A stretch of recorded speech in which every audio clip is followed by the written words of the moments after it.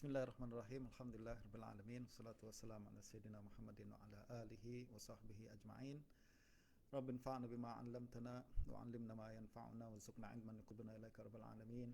Allahumma faqihna fid din wa 'allimna ta'wil wa ftah 'alaina futuhal 'arifin bika rabbil alamin. Wa la haula wa la quwwata illa billahil 'aliyyil 'azim. Alhamdulillah, rekan-rekan sekalian rahmati Allah Subhanahu wa taala. Sebagaimana biasa kita akan melanjutkan pembacaan sesi yang ke-6 hari ini dalam pembacaan kitab Ma'rifah Ulumil Hadis lil Imam Abi Abdullah Muhammad bin Abdullah Al-Hakim An-Naisaburi.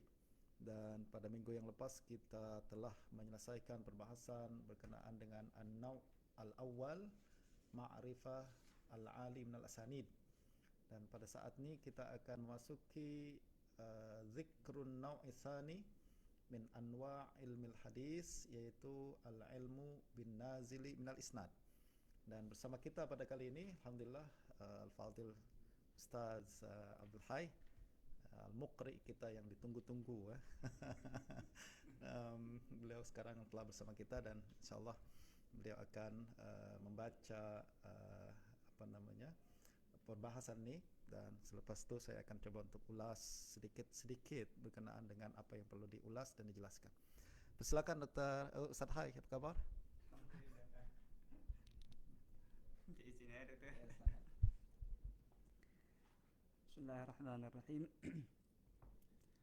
Qala Syekhul Muallif rahimahullah ta'ala nafa'ana Allah bihi wa bi'ulumihi fid dharain amin.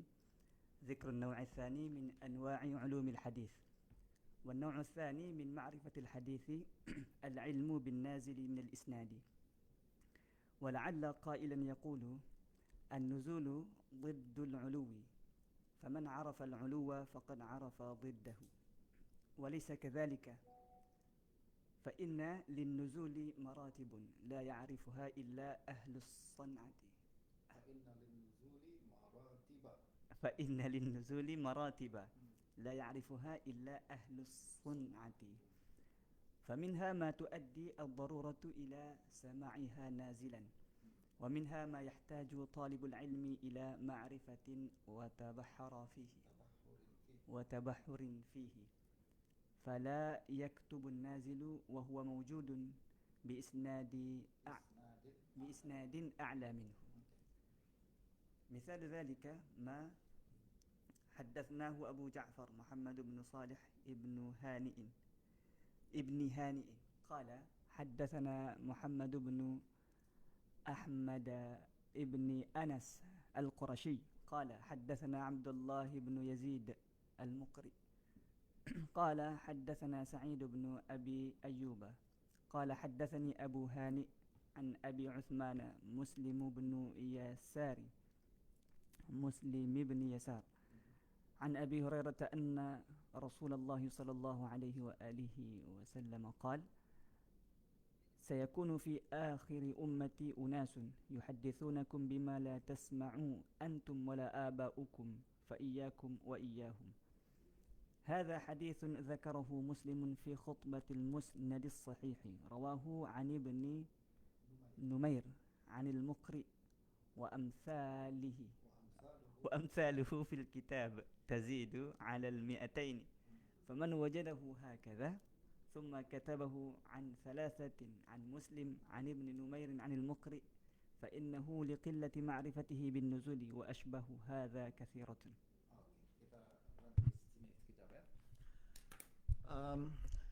Qala al-musannif rahimahullah, Imam Al-Hakim mengatakan An-naw'u tsani min ma'rifatil hadis al-ilmu bin nazili minal isnad.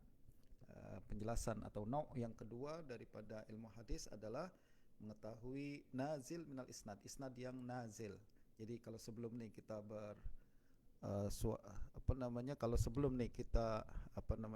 mengetahui isnad yang ali, maka sekarang ni kita akan berbincang berkenaan dengan isnad yang nazil.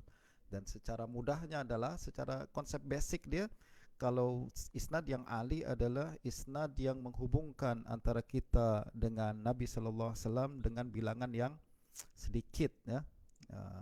Akan tapi kalau isnad yang nazil kebalikannya. Jadi dia menghubungkan kita dengan Nabi SAW dengan perantara para perawi yang bilangan dia cukup ramai. Jadi kalau kita meriwayatkan sebuah hadis, kita menerima daripada guru kita terima daripada gurunya terima daripada gurunya hingga kepada Nabi SAW. Nah, ini bilangan para perawi di antara dalam satu sanad nih. Nah, kalau bilangan tersebut relatively sikit, maka kita anggap dia isnad yang ali, ya tak? Begitu juga kalau sanad, tapi sebaliknya kalau sanad tersebut antara kita dengan Nabi SAW banyak, maka kita katakan bahwa sanad itu adalah sanad yang nazil. Dan untuk perkara ini berlaku bukan hanya kepada hadis saja, tetapi kepada semua ilmu. Yang paling utama adalah ilmu Al-Quran misalkan. Ustaz Hai, sanad Quran ada berapa antara Ustaz Hai ke Nabi SAW? 20 orang, 25. Nah, cek balik nanti sanad ya. Nah, jadi kalau antara kita dengan Nabi SAW misalkan ada dalam belas-belas, orang lain punya sampai 20 orang misalkan antara dia, maka itu nuzul lah. Akan tapi kalau kita punya sanad yang menghubungkan antara kita dengan Nabi itu bilangannya sikit, maka kita hukum dia sebagai sanad yang ali. Nah, kata Imam Al-Hakim, wala'alla qailan yaqul an-nuzulu diddul ulu. Mungkin orang boleh mengatakan bahawa nuzul ni adalah lawanan ulu. Iyalah, ini adalah konsep basic dia. Akan tapi faman wala'alla qailan yaqul an-nuzulu diddul ulu faman arafa diddahu walaysa kadzalik. Betul tak? Jadi seolah-olah orang akan mengatakan kalau saya tahu ulu, maknanya secara otomatik saya tahu nuzul. Tapi sebenarnya tak macam tu. Ada perbezaan antara ulu dan nuzul. Beliau mengatakan fa inna lin nuzuli maratiba la ya'rifuha illa ahlus sunnah. Sebab perbahasan berkenaan dengan sanad nuzul ni ada beberapa tingkatan-tingkatan yang hanya diketahui oleh pakar saja, pakar hadis ya. Jadi bukan setakat kita tengok sanad ni bilangan dia sikit terus kita hukum ulu. Sanad ni bilangan perawinya banyak terus kita hukum nuzul. Tak. Perbahasan sebelum ni pun kita dah bincangkan macam tu kan. Imam Hakim menceritakan kadang satu sanad bilangan perawi dalam sanad tersebut ramai tapi kita hukumkan ulu, tidak nuzul. Kenapa? Sebab memandangkan kepada kualiti perawi tersebut, ya tak? Kualiti perawi tersebut. Nah, begitu juga nuzul. Kadang ada sanad ni banyak sanad perawi bilangan perawi dalam satu sanad, akan tapi kita tak hukumkan dia nuzul karena ada kualiti tertentu yang membuat mereka ulu, mereka membuat mereka tinggi. Jadi ulu ni secara ringkasnya ada ulu berdasarkan bilangan perawi dalam sanad, ada lagi ulu berdasarkan kualiti dalam perawi. Jadi kualiti itu kadang membuat sebuah sanad tu ali, tinggi, karena kualiti yang terdapat pada perawi tersebut. Nah, hanya orang yang pakar saja tahu perkara tu, ya kan? Kalau orang yang tahu, orang awam, Imam Hakim sebut sebelum ni kan, awam menyangka bahawa ulu tu sekedar bila kita kira berapa orang dalam sanad. Itu pendekatan awam. Kalau ada ahli hadis masih mengambil pendekatan tu, maknanya ahli hadis tu adalah masih awam dalam kalangan ilmu hadis. Akan tapi orang yang betul pakar, maka mereka menilai ulu dan nuzul tidak hanya berdasarkan berapa bilangan perawi dalam sanad, akan tapi mereka nilai juga berdasarkan kualiti perawi itu. Dan untuk mengetahui kualiti perawi, kita kena kenal perawi itu siapa, orang ni siapa, lahir bila, meninggal bila, dan itu hanya ahlus sunnah saja yang tahulah. Orang awam tidak akan mengetahui perkara tersebut. Nah, faminha ma tu'addi daruratu ila sama'iha nazilan atau sama'ihi nazilan. Kadang ada orang yang perlu untuk mengambil hadis itu secara nuzul. Memang kita kena ambil hadis itu secara nuzul juga, walaupun bilangan perawinya ramai, kita terpaksa. Kenapa? Sebab sanad yang ramai bilangan perawinya ini, perawinya lebih tinggi nilainya atau kualitinya berbanding sanad yang bilangan dia lebih rendah. Wa minha ma yahtaju talibul ilm ila ma'rifatin wa tabahhurin fi fala yaktubun nazila wa huwa mawjudun bi isnadin a'la minhu. Dan termasuk dalam perbahasan ini adalah seorang talib ilm, seorang pengkaji hadis, pelajar hadis. Jangan lupa bahawa buku ini sebenarnya adalah ditujukan kepada para pemula, orang yang baru nak belajar hadis kan, apa yang mesti mereka lakukan. Nah, ini buku ini ditulis untuk mereka, ya, untuk menjadi rujukan mereka. Nak belajar hadis kita kena tahu apa yang mesti dilakukan kan. Ya, Imam Hakim mengatakan seorang pelajar hadis perlu mengetahui perkara ini. Fala yaktubun nazil wa huwa mawjudun bi isnadin a'la minhu. Jangan kita tulis sebuah sanad atau sebuah hadis menerusi sanad yang nuzul, padahal kita boleh dapat hadis yang sama dengan sanad yang ali. Ini secara basicnya macam itulah dalam kalangan al-hadis. Al-hadis ni mereka tak suka nuzul dalam sanad. Mereka tak suka nuzul dalam sanad. Kalau kita boleh dapat ali, sumber dia masih hidup lagi, kita kena jumpa dia dan dapatkan direct daripada dia kan. Jadi kalau sekarang ni misalkan ada orang meriwayatkan Sahih Bukhari dari seorang syekh yang masih hidup di India misalkan. Ini orang baru belajar hadis, balik ke Malaysia, lalu dia riwayatkan sebuah Sahih Bukhari dari seorang syekh, dan syekh tersebut di India masih hidup. Maka al-hadis sedapat mungkin dia akan pergi jumpa sendiri dengan syekh tu agar sanad dia ali, tidak nuzul. Sanad dia, kalau boleh saya nak belajar juga daripada guru awak. Jadi walaupun awak dah bawa Sahih Bukhari itu ke Malaysia, ajarkan Sahih Bukhari itu kepada orang ramai, riwayatkan Sahih Bukhari itu kepada orang ramai, tapi kalau guru awak masih ada, maka digalakkan kita untuk pergi sendiri jumpa dengan gurunya agar sanad kita lebih tinggi. Semakin sedikit perantaraan antara kita dengan Nabi atau antara kita dengan Imam Bukhari, maka semakin ali, semakin tinggi sanad kita dan semakin disukai dalam tradisi al-hadis. Justru kata Imam Hakim, fala yaktubun nazila wa huwa mawjudun bi isnadin a'la minhu.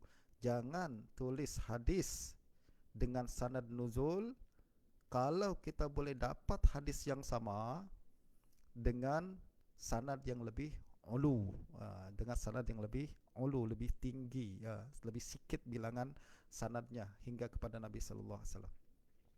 Mithalu dzalik, contoh dia. Ma haddatsanahu Abu Ja'far Muhammad bin Salih ibn Hani al-Qurashi. Qala haddatsana Muhammad bin Ahmad bin Anas al-Qurashi. Qala haddatsana Abdullah ibn Yazid al-Muqri. Tuan-tuan kena beri perhatian kepada Abdullah bin Yazid al-Muqri ini. Abdullah bin Yazid al-Muqri adalah seorang ulama hadis besar di Mekah, seorang yang thiqah, seorang yang memiliki ramai murid. Antara murid-muridnya adalah Imam Bukhari. Imam Bukhari adalah murid Abdullah bin Yazid al-Muqri. Sementara itu Imam Muslim dia tak meriwayatkan hadis daripada Abdullah bin Yazid secara direct. Dia riwayatkan dari satu orang guru dia dari Abdullah bin Yazid. Nanti Imam Hakim akan sebutkan Imam Muslim meriwayatkan hadis ini daripada Ibnu Numair an Abdullah bin Yazid al-Muqri. Ya. Jadi coba perhatikan sanad yang dibawakan oleh Imam Hakim.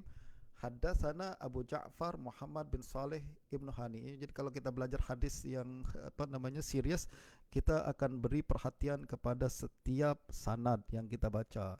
Kita kena tahu setiap orang yang disebutkan dalam sanad itu dan hubungan dia dengan setiap perawi yang ada ya. Jadi kita coba latihanlah.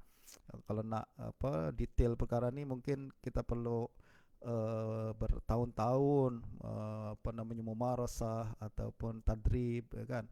Akan tapi kita coba untuk melakukan pelan-pelan pada hari ini. Imam Hakim mengatakan haddatsana Abu Ja'far Muhammad bin Salih bin Hani qala haddatsana Muhammad bin Ahmad bin Anas Al-Qurashi qala haddatsana Abdullah bin Yazid Al-Muqri. Maknanya antara Imam Hakim dengan Abdullah bin Yazid berapa orang? 2 orang kan? Muhammad bin Saleh, Abu Ja'far, Muhammad bin Saleh dan Muhammad bin Ahmad. Baru Abdullah bin Yazid. Betul tak? Hadisnya disebutkanlah haddatsana Abdullah bin Yazid Al-Muqri, haddatsana Sa'id bin Abi Ayyub, qala haddatsani Abu Hani. Abu Hani ini tuan-tuan adalah Humaid bin Hani Al-Khawlani, seorang Al-Misri, siqah. An Abi Utsman Muslim ibnu Yasar, ulama tabi'in besar. Dia tak perlu dibincangkan, dia ulama yang sangat hebat dan siqah. An Abi Hurairah, daripada Sayyidina Abu Hurairah, anna Rasulullah sallallahu alaihi wasallam qala sayakunu fi akhiri ummati unasun yuhadditsunakum bima lam tasma'u antum wala aba'ukum fa iyyakum wa iyyahum. Hadis ini secara ringkas menceritakan mukjizat baginda Nabi sallallahu alaihi wasallam. Baginda bagi tahu di nanti akan ada satu masa di mana hadis akan tersebar, orang ramai membawakan hadis-hadis palsu, hadis-hadis yang tak pernah kita dengar, hadis-hadis pelik yang tak pernah kita dengar. Justru Nabi katakan iyyakum wa iyyahum, hati-hati dengan kalangan macam ni ya.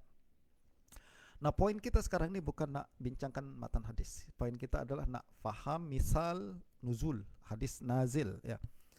Apa kata Imam Hakim? Hadza hadisun zakarahu Muslimun fi khutbatil musnadis sahih. Hadis ni disebutkan oleh Imam Muslim dalam khutbah, dalam muqaddimah kitab Al-Musnadus Sahih, yaitu kitab Sahih Muslim. Jadi kalau tuan-tuan perasan, Imam Hakim selalu menyebut kitab Sahih Muslim dengan tajuk Al-Musnad As-Sahih. Jadi tajuk yang sebenar Sahih Muslim adalah Musnad, Al-Musnadus Sahih, Musnadus Sahih. Nah, nanti kita akan bincang sebenarnya pada masa yang lain. Bukankah Sahih Muslim susunan dia macam susunan Jami', bukan susunan Musnad?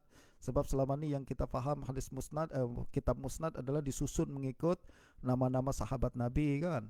Sedang seperti Musnad Ahmad, Musnad Abu Ya'la, Musnad lain-lain, dan semua susunan Musnad adalah mengikut nama-nama sahabat Nabi. Sedangkan Sahih Muslim dia mengikut kitab-kitab, Kitabut Tahara, Kitabul Iman, Kitab Salat dan lain-lain sebagainya.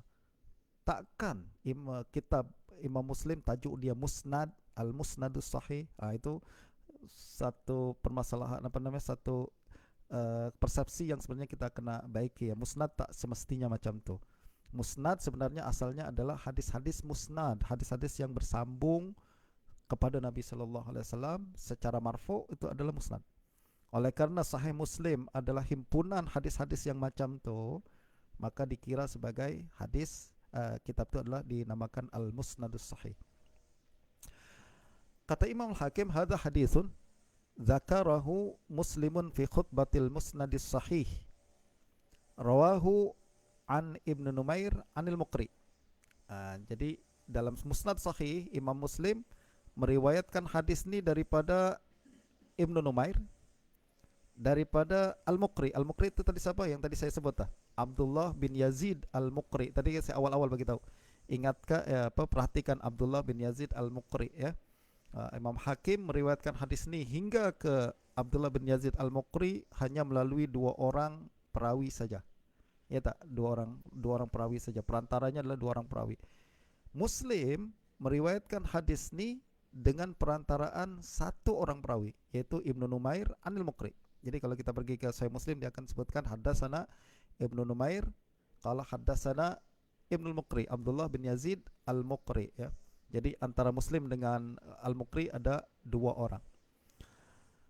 Wa amsaluhu fil kitabi tazidu 'alal mi'atain. Contoh yang macam ni, hadis yang macam ni dalam kitab Muslim lebih daripada 200 hadis. Jadi kata Imam Hakim, Imam Muslim sangat sering meriwayatkan hadis daripada Abdullah bin Yazid Al-Muqri. Ada kira-kira 200 hadis. Bentuknya macam tadi, yaitu ada 1 orang guru anil Muqri, haddatsana Ibnu Numair atau lain-lain anil Muqri. Jadi antara dia dengan Abdullah bin Yazid ada satu orang perantara ya. Faman wajadahu hakadha an salasatin anil Muqri, summa kataba an salasatin an Muslimin an Ibni Numair anil Muqri fa innahu liqillati ma'rifatihi bin nuzul. Jadi kalau kita dah tahu, kita kata hakim, saya boleh dapat hadis ni sampai ke Abdullah bin Yazid al-Muqri cuma menerusi 2 orang saja. Kalau saya riwayatkan hadis ni menerusi Muslim, jadi Imam Hakim dia tak jumpa dengan Imam Muslim. Dan Hakim dia tak jumpa dengan Muslim. Untuk Hakim sampai ke Muslim, dia kira-kira perlu 2 orang lagi. Jadi sebab dia meriwayatkan hadis daripada beberapa orang guru antaranya Ibrahim bin Yahya, antaranya adalah Muhammad bin Ibrahim bin Yahya, dan Muhammad bin Ibrahim bin Yahya meriwayatkan daripada Ibrahim bin Muhammad bin Sufyan, murid Imam Muslim. Imam Hakim juga meriwayatkan daripada Ibnu Baloya, daripada Ahmad bin Salamah, daripada Muslim. Jadi untuk sampai ke Muslim, Imam Hakim dia perlu berapa orang? 2 orang. Bayangkan kalau dia meriwayatkan hadis ni dari riwayat Muslim, apa yang berlaku? Dia perlu meriwayatkan, mengambil daripada gurunya, gurunya mengambil daripada gurunya, gurunya yang kedua ni baru sampai ke Muslim, Muslim lalu meriwayatkan daripada Ibnu Numair, baru sampai ke Ibnu Muqri. Maknanya antara Hakim dengan Muslim ada berapa orang? 5 orang. Betul tak? Padahal dia boleh dapat hadis ni hanya dengan melalui 2 orang saja. Nah, dari sini kita boleh dapat mengetahui bahawa hadis ni diriwayatkan oleh Imam Hakim boleh melalui 2 jalur sanad. Jalur sanad yang pertama antara dia dengan Ibnu Muqri hanya 2 orang. Jalur yang kedua antara dia dengan Ibnu Muqri melalui menerusi 5 orang. Ada 5 orang. Itu kalau diambil jalur kedua, diambil daripada riwayat Imam Muslim, ya tak? Riwayat Imam Muslim. Nah, mana satu yang ali, mana satu yang nuzul? Tentulah yang ali adalah riwayat ni yang disebutkan antara dia dengan Ibnu Muqri 2 orang saja. Yang nuzul yang mana? Yang nazil itu riwayat Imam Muslim. Kalau saya ambil hadis ini daripada Imam Muslim, maka saya akan nuzul, nazil, dalam periwayatan. Nah, kalau saya ambil juga riwayat tu, apa yang berlaku? Maknanya saya tak faham ulu dan nuzul, dan saya tak ambil tradisi alul hadis yang selalu ambil ulu, ali, dan tinggalkan yang nuzul. Itu sebabnya beliau mengatakan apa tadi? Faman wajadahu hakaza an salasatin anil Muqri summa kataba an salasatin an Muslim an Ibnu Numair anil Muqri fa innahu likillati ma'rifatihi bin nuzul. Jadi kalau dia ambil juga riwayat yang nuzul tu menerusi Imam Muslim, maknanya awak tak fahamlah tradisi al-hadis yang selalu menjaga dan mencari sanad yang ali, menyukai sanad yang ali dan tidak menyukai sanad yang nuzul. Wa asbahu hadza katsirah. Dia mengatakan wa asbahu hadza katsirah. Contoh-contoh lain banyaklah. Contoh yang lain sangat banyak, ya. Sebagai contoh lah tuan-tuan, ya, Imam Bukhari, kalau kita perhatikan Sahih Bukhari, Ustaz Hai dah pernah baca Sahih Bukhari, ya? Nah, jadi kalau kita perhatikan Sahih Bukhari, setiap kali Imam Bukhari meriwayatkan daripada Malik Ibnu Anas, antara beliau dengan Malik 1 orang saja. Betul tak? Tengoklah dalam Sahih Bukhari, setiap kali diriwayatkan hadis daripada Bukhari, daripada Imam Malik, antara Bukhari dengan Malik dia boleh hanya 1 orang saja. Sama ada Qutaibah Ibn Sa'id Al-Baghlani, atau Abdullah bin Maslamah Al-Qa'nabi, ataukah Abdullah bin Yusuf dan lain sebagainya, atau Ibnu Abi Uwais. Itulah guru-guru Bukhari yang mana Bukhari terima Muwatta Imam Malik daripada mereka. Jadi Bukhari boleh dapat sanad yang menghubungkan dia dengan Imam Malik hanya 1 orang saja di antara beliau. Beliau sering mengatakan haddatsana Al-Qa'nabi an Malik, haddatsana Abdullah bin Yusuf an Malik, atau haddatsana Ibnu Abi Uwais an Malik. Jadi terus antara dia dengan Malik hanya 1 orang saja. Pada masa yang sama, kalau dia ambil jalan yang lain kepada Imam Malik, yaitu dia ambil jalan Imam Syafi'i. Imam Syafi'i kan murid Imam Malik, ya betul tak? Kalau Imam Bukhari ambil riwayat daripada riwayat Muwatta daripada Syafi'i, apa yang akan berlaku?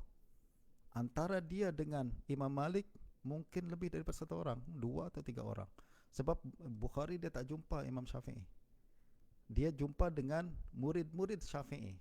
Contoh Imam Ahmad bin Hanbal, ya tak? Dia adalah guru Imam Bukhari, dan dia adalah murid Imam Syafi'i. Justru kalau Bukhari ambil menerusi jalur Syafi'i, dia perlu pergi ke Imam Ahmad dulu. Haddatsana Ahmad anis Syafi'i an Malik. Apa yang berlaku? Dia nuzul. Betul tak? Yang dia boleh dapat antara dia dengan Malik 1 orang, dia kena turun antara dia dengan Malik jadi 2 orang. Dan oleh kerana alul hadis tidak menyukai nuzul, maka Imam Bukhari dia tak meriwayatkan hadis menerusi Syafi'i. Dia tak suka nuzul, maka dia tak meriwayatkan hadis menerusi Imam Syafi'i. Kenapa? Kalau saya ambil hadis ni menerusi Imam Syafi'i, saya kena nuzul, kena turun.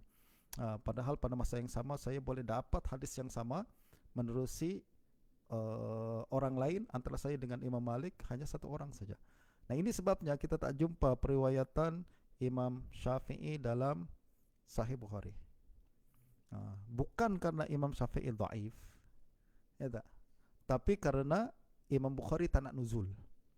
Nah, ini sebab kenapa saya sebutkan perkara ini, sebab pernah jadi isu dulu di berapa lama dahulu, ada orang yang tak suka kepada Imam Syafi'i. Biasalah waktu tu berlaku persaingan mazhab, ya kan, antara pengikut Imam Syafi'i dengan pengikut Imam Abu Hanifah, antara pengikut Imam Syafi'i dengan pengikut Imam Malik pada abad ke-5 Hijrah tu, zaman Imam Baihaqi. Itu tengah panas-panasnya tengah panas antara pengikut pelbagai mazhab, sebab mereka masing-masing nak menunjukkan eksistensi mereka dalam persada ilmu pada zaman tu. Nah, pernah ada kritikan berlaku, ada setengah pengikut mazhab Maliki dan mazhab Hanafi yang coba untuk merendahkan Imam Syafi'i. Mereka katakan Imam Syafi'i dia tak tahu hadis. Yang kedua, Imam Syafi'i dia bukan perawi yang siqah. Kenapa? Kalau dia perawi yang siqah, confirm Bukhari akan masukkan dia dalam sahih. Jadi rijal Bukhari, betul tak? Jadi rijal Bukhari. Dan Muslim akan masukkan dia dalam sahih. Jadi rijal Muslim. Masalahnya kita tak nampak Syafi'i sebagai rijal Muslim. Padahal Malik rijal Muslim, betul tak? Rijal Bukhari. So maknanya pengikut Imam Malik katakan kami lebih menang daripada pengikut mazhab Syafi'i.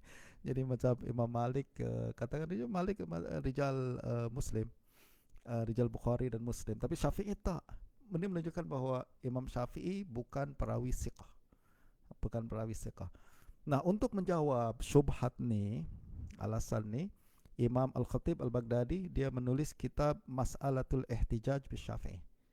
Dia satu buku nipis saja. Saya ingat dulu waktu belajar di Damsyik pernah jumpa manuskrip maktut buku ni di Maktabah Al-Asad di Damsyik, dan saya salin dan saya buat muqabalah ya, antara satu manuskrip dengan manuskrip yang lain, sehingga dan saya tunjukkan perbezaan satu manuskrip dengan manuskrip yang lain ni. Dan topik utama perbahasan tu adalah ingin menjawab kenapa Imam Syafi'i tidak terdapat dalam Sahih Bukhari dan Muslim, tidak termasuk dalam rijal Bukhari dan Muslim. Adakah karena hafalan dia tak kuat, adalah dan dhabat dia tidak kuat, ataukah perkara yang lain? Nah, Imam Al-Khatib Al-Baghdadi jelaskan dalam buku ni bahawa isu kenapa Imam Syafi'i tak masuk dalam Sahih Bukhari dan Muslim bukan karena adalah beliau tercalar, bukan karena hafalan beliau tak kuat. Imam Syafi'i hafiz. Dia hafalan, para ulama sepakat dia bukan hanya hafiz dalam hadis, akan tapi memang punya kemahiran untuk mengkritik hadis, ya, mujtahid mutlak dalam fiqh, mujtahid mutlak juga dalam hadis. Tapi isunya kenapa dia tak masuk dalam Sahih Bukhari? Isunya adalah karena Bukhari tak nak nuzul. Bukhari tak menemukan jalur periwayatan yang menerusi Imam Syafi'i dan membuat beliau mencapai darjat Ali, sanad mendapat sanad Ali. Sebaliknya yang beliau jumpa adalah sanad menerusi Imam Syafi'i dia kena nuzul, kena turun, dan itu perkara yang beliau tak sukai. Bukan cuma Bukhari tak sukai, tapi semua ahlul hadis tak sukai. Ya, jadi ya, tonton boleh saya cadangkan untuk baca buku Mas'alatul Ihtijaj Syafi'i karangan Imam Al-Khatib, dan perkara yang sama saya jumpai juga dibuat oleh Imam Baihaqi. Imam Baihaqi dalam buku dia Bayan Khata' Man Akhta'a 'ala Syafi'i. Jadi kalau mazhab Syafi'i kena baca kitab-kitab ni sedah. Ya, jadi Imam Syafi'i Imam Baihaqi antara orang yang memberikan khidmat paling besar kepada mazhab Syafi'i, dan terutamanya dalam aspek hadis, dan beliau juga menyentuh perkara ini dalam Bayan Khata' Man Akhta'a 'ala Syafi'i di bagian akhir, di last. Jadi kalau siapa punya buku ini buka di bagian penutup dia, beliau ada sentuh sikit saja, tak macam khatib panjang lebar, tapi dia sentuh sikit saja ya, menjelaskan berkenaan dengan kenapa Imam Syafi'i tidak masuk dalam rijal Bukhari dan Muslim. Nah, sekali lagi itu semua kembali kepada ulu dan nuzul. Ulu dan nuzul ni perkara yang perlu diketahui. Imam Hakim bahas ni awal-awal, sebab dia menjadi tradisi utama ahlul hadis, ya. Kalau kitab-kitab mustalah belakangan macam Ibnu Salah dan lain-lain, dia letak perbahasan ulu dan nuzul di bagian akhir las. Kenapa? Sebab perkara yang lebih penting adalah sahih hasan dhaif. Sahih hasan dhaif dulu kan. Sebab ini digunakan untuk penghujahan dalam fiqh dan lain sebagainya. Sedangkan ulu dan nuzul ni hanya untuk menjaga tradisi. Justru ini di belakang sajalah. Dan tak perlu banyak usaha untuk untuk diberikan kepada perbahasan tersebut. Okey, kita faham sekarang konsep asas ulu dan nuzul, Ali dan nazil menurut Imam Al-Hakim. Okey, seterusnya Ustaz.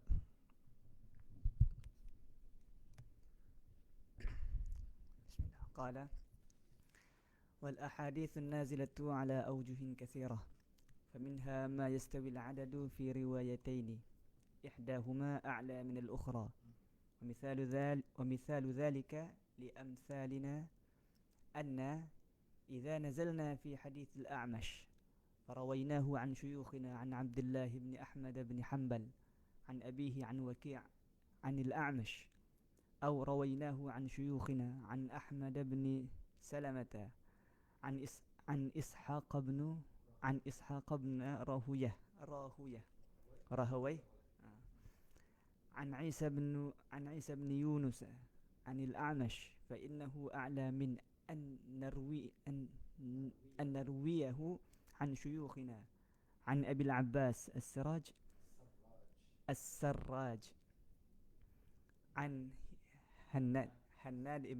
حناد بن السري عن أبي معاوية عن الأعمش أو نرويه عن شيوخنا عن محمد بن إسحاق ابن خزيمة عن أبي كريب عن أبي أسامة عن الأعمش. Nah, tadi kita sudah mengetahui konsep yang pertama berkenaan dengan Ali dan Nazil, yaitu yang paling simpel, yaitu kita kira bilangan perawi dalam sanad, ya. Nah, Imam Hakim sekarang nak tunjukkan bahawa ada kaedah lain. Itu adalah konsep asas dalam mengenal pasti sanad Ali dan Nazil. Sebenarnya Ali dan Nazil bukan hanya itu saja. Jadi bukan cuma dengan cara kira saja. Itu orang awam pun tahu, kata Imam Hakim. Akan tapi yang membezakan antara ahlul hadis, ahlus sunnah dengan yang lain adalah dia boleh menilai Ali dan Nazil antara dua sanad yang bilangan dia sama. Jadi bilangan sanad ni yang pertama 3 orang, 6 orang, ya misalkan antara dia dengan Nabi 6 orang. Sanad yang kedua pun 6 orang juga. Akan tapi kita boleh menghukum yang satu ali, yang satu nazil. Bagaimana caranya? Dengan cara meneliti kualiti perawi. Itu sebabnya tadi ada sanad yang perbahasan yang kedua ni, kaedah yang kedua ni kita boleh katakan dia termasuk ulu maknawi. Kalau di setengah ulama menyebutnya ulu maknawi. Ulu maknawi adalah bukan ulu berdasarkan bilangan orang dalam sanad, akan tapi berdasarkan kualiti, makna, kualiti yang terdapat dalam perawi. Justru kalau ada dua sanad, bilangan sanad dia sama, kita boleh katakan yang satu ulu, yang satu nazil, yang satu ali, satu nazil, dengan melihat kualiti masing-masing setiap sanad tu. Mana yang punya kualiti lebih tinggi, kita katakan dia kualiti ini adalah sanad lebih ali, lebih a'la daripada sanad yang kedua. Beliau mengatakan wal ahaditsun nazilah ala aujuhin katsirah faminha ma yastawil adadu fi riwayatain ihdahuma a'la minal ukhra. Antaranya adalah sama sanad akan tapi yang satu lebih ali daripada yang lain. Wa misalu dzalik li amsalina. Contoh untuk orang macam kita. Li amsalina maksudnya bukan macam kita tapi orang yang hidup sezaman dengan hakim. Orang hidup sezaman dengan hakim. Contoh orang yang hidup sezaman dengan hakim, anna idza nazalna fi haditsil a'mash farawainahu an suyukhina an Abdullah ibn Ahmad bin Hanbal an abihi an Waqi' anil a'mash. Nah, sekarang kita jumpa satu sanad. Kita nak sampai kepada Imam A'mash. Ingat ya perbahasan yang semalam ada ali mutlak, ulu mutlak dan ulu nisbi. Ulu mutlak adalah hubungan antara kita dengan Nabi secara direct. Itu adalah ulu mutlak. Sedangkan ulu nisbi adalah kaitan antara kita dengan imam yang besar. Nah, ini ini adalah perbahasan ulu nisbi. Sekarang kita nak kira untuk sampai kepada Imam A'mash. Sebelum saya lanjutkan, saya tanya kepada rakan-rakan kalian, siapa nama Al-A'mash? Coba jawab di komen. Siapa nama Al-A'mash? Ini tes ya. Saya nak pastikan sama ada semua boleh follow ke dengan baik atau tak suara saya ni.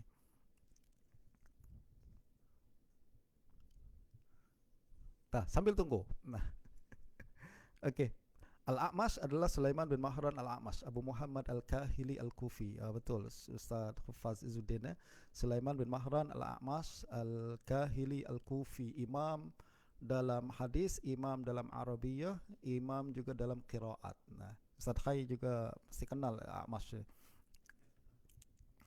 Nah, beliau mengatakan, kata Imam Al-Hakim, kalau kita meriwayatkan hadis dari A'mash untuk orang di zaman kita, kata Hakim ni, maka kita akan meriwayatkan daripada guru-guru kita.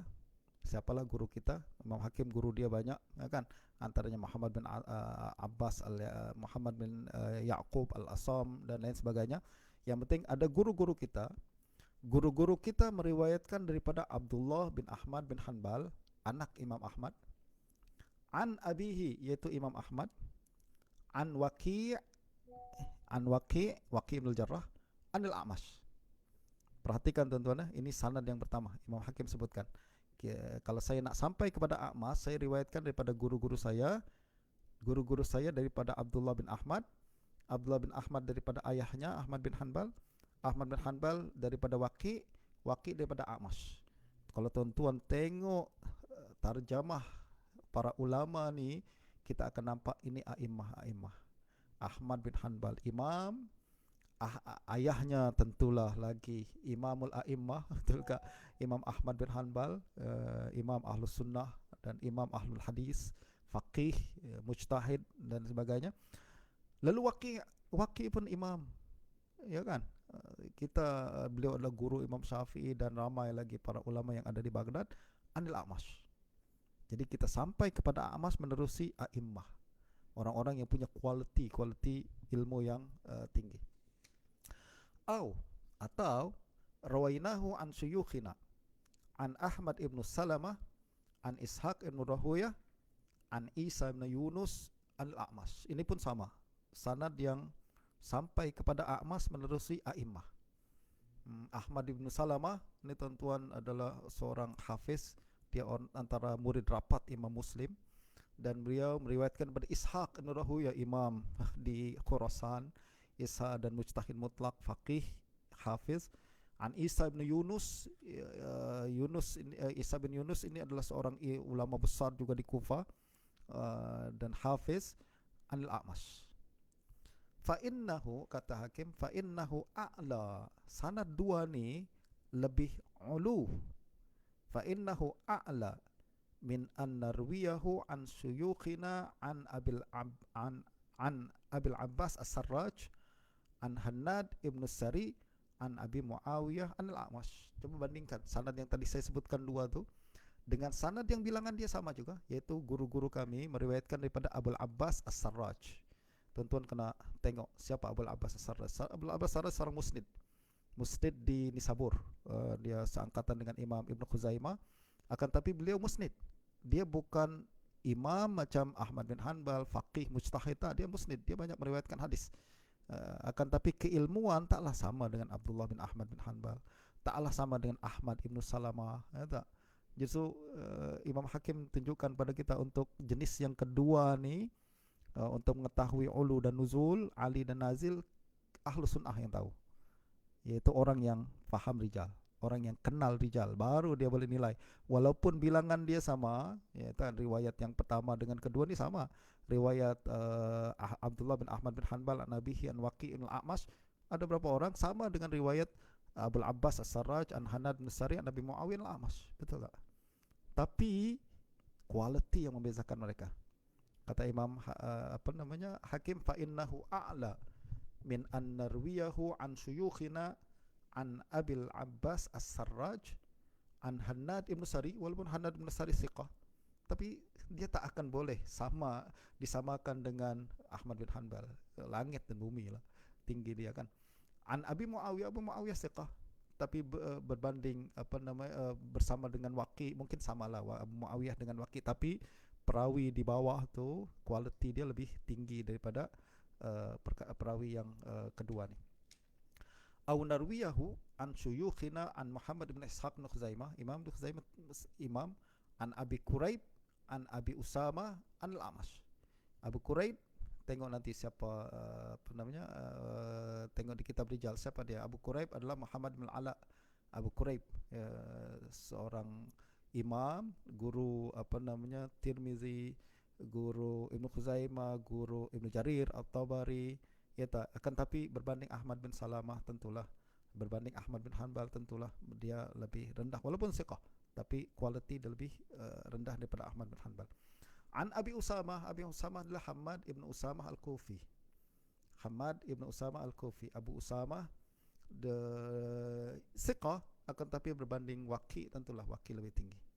Nah, ini menuntut kita untuk mengetahui darajat a'immatus thiqat. Ini perkara ini penting, disebutkan oleh Imam Az-Zahabi dalam kitab Al-Muqizah. Beliau ingatkan bahawa perlu bagi kita untuk melihat dan mengetahui darajat ruwatus thiqat.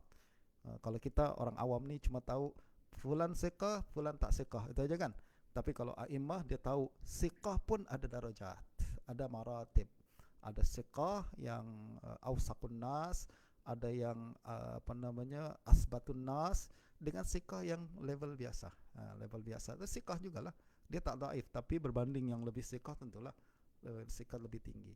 Nah, perkara ini penting, diperlukan dalam menentukan ulu dan nuzul, ali dan nazil, ya tak? Kita walaupun dua sanad ni, sanad yang thiqah, para perawi dia thiqah, bilangan dia sama, tapi untuk orang yang ahlu sunnah dia boleh bezakan.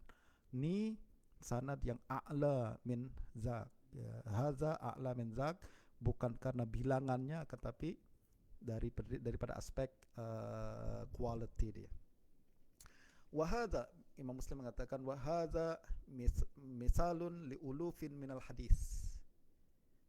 Wahada misalun liulufin minal hadis liman fahimahu wa tadabbarahu faqasa alaihi ahadits az-Thawri wa Malik wa Syu'bah wa ghairihi minal a'immah.